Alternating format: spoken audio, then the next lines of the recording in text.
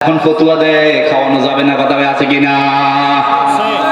কথা বলে আমরা এলাকা নাই মনে হয় নাই ফতুয়া শুরু গেছে, খাওয়ানো যাবে না, সব হুজুর খানা বন্ধ করেন, হুজুর খাইতে খাইতে পেট বেড়ে যায়। কিন্তু আপনি যে দুনিয়াটা খাইতে আছেন আপনার কোনো খবর নাই।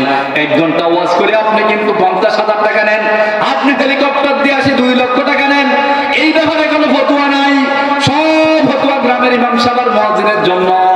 আল্লাহর হাবিব বললেন তুতিমুত্তাম, যখন প্রশ্ন করো আইয়ুল ইসলামু খায়র, ইসলামের সর্বোত্তম কাজ কোনটা? আল্লাহর হাবিব বলেন খাওয়ানো হইতে করা। বলেন কি করা? খাওয়ানো। অন্য কোন ধর্ম আল্লাহর কাছে গ্রহণযোগ্য নয়, একমাত্র ইসলাম আল্লাহর কাছে গ্রহণযোগ্য। ইসলাম আপনাকে মানতে হবে। আল্লাহর হাবিবকে প্রশ্ন করা হলো, হুজুর অন্য জায়গায় আরেকটা হাদিসে বলল আইয়ুল ইসলামে খায়র, ইসলামের ভিতরে সর্বোত্তম কাজ কোনটা? ইসলামের মধ্যে সবচেয়ে ভালো কাজ কোনটা?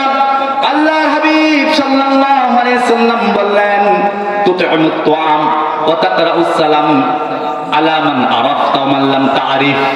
সর্বোত্তম কাজ হলো তোমরা মানুষদেরকে খাদ্য খাওয়াবা, দরিদ্র মানুষদেরকে খাদ্য প্রদান করবা। আর যদি বিত্তশালী হয়ে যাও মানুষদেরকে মাঝে মাঝে ইনভাইট করবা, দাওয়াত দিবা, আলেম ওলামাদেরকে দাওয়াত দিবা, মানুষদেরকে খাদ্য খাওয়াবা। ওয়া তাকরাউস সালাম, আর তোমরা সালাম বেশি বেশি মানুষ দিবা। আলা মান আরাফতা ওয়া মান লাম তা'রিফ, যাকে তুমি চেনো অথবা না চেনো সবার ভিতরে সালাম দিবা। সুবহানাল্লাহ। এখন ফতুয়া দেয় খাওয়ানো যাবে না, কথা আছে কিনা? কথা বলে আমরা এলাকা নাই মনে হয় নাই ফতুয়া শুরু গেছে, খাওয়ানো যাবে না, সব হুজুর খানা বন্ধ করেন, হুজুর খাইতে খাইতে পেট বেড়ে যায়। কিন্তু আপনি যে দুনিয়াটা খাইতে আছেন আপনার কোনো খবর নাই। 1 ঘন্টা ওয়াজ করে আপনি কিন্তু 50,000 টাকা নেন, আপনি হেলিকপ্টার দিয়ে আসে 2 লক্ষ টাকা নেন। এই ব্যাপারে কোনো ফতুয়া নাই, সব ফতুয়া গ্রামের ইমাম সাহেবের মুয়াজ্জিনের জন্য। আল্লাহর হাবিব বললেন তুতিমুত্তাম, যখন প্রশ্ন করো আইয়ুল ইসলামু খায়র, ইসলামের সর্বোত্তম কাজ কোনটা? আল্লাহর হাবিব বলেন খাওয়ানো হইতে করা। বলেন কি করা? খাওয়ানো। আর আপনি এই বিরুদ্ধে ফতোয়া দেন, আল্লাহর হাবিব তো বলেন না ওয়াজ করবা, আর এখান থেকে 50,000 1 লক্ষ 2 লক্ষ টাকা তুমি বাজেট করে নিবা।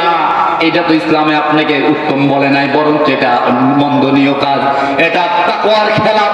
হালাল ঠিক আছে কিন্তু একটা অপছন্দনীয় কাজ। এইভাবে আপনি আয় রোজগার করতে পারেন না। কিন্তু আজকে ওয়াজ মাহফিল গুলাতে বক্তা সে যে আপনি নিজে ইনকাম করছেন, যেটা মন্দ কাজ, এটা নিজের ভিতরে আপনি ভালো ডেভেলপ করছেন।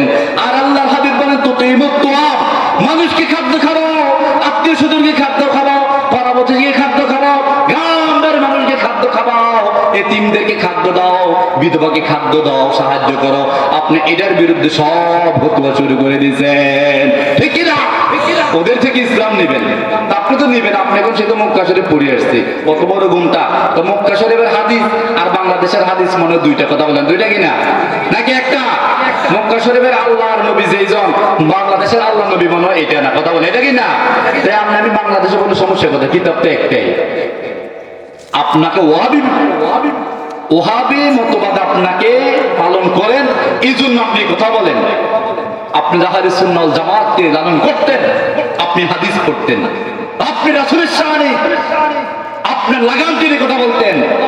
আপনি যত বড় স্কলার হন না কেন, আপনি মুফাসসির হন না কেন, এখন এই কথা আমি বলছি পিছে তো হে হুজুরে ওই হেত অসমের সমানও না, কিন্তু এর পিছে লাগিয়ে গেছে, কথা কেন কইব কি না? কিন্তু কারা পিছে লাগার